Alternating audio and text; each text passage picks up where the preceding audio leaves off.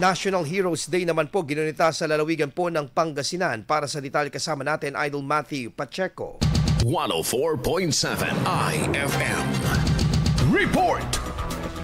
Ginunita kahapon na araw ng Lunes ang mga Pangasinense ang National Heroes Day o yung araw ng mga bayani sa pamamagitan ng pag-aalay ng bulaklak sa mga bantayog ng mga bayani sa bayan ng Calasiao maging sa lungsod ng Dagupan.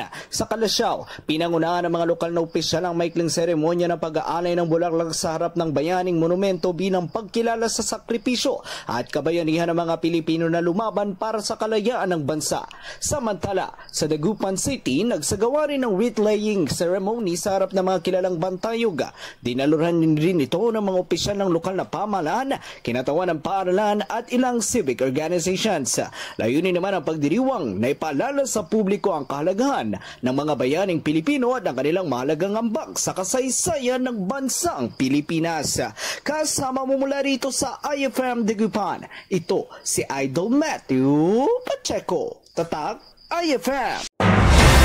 IFM News. IFM News. IFM News.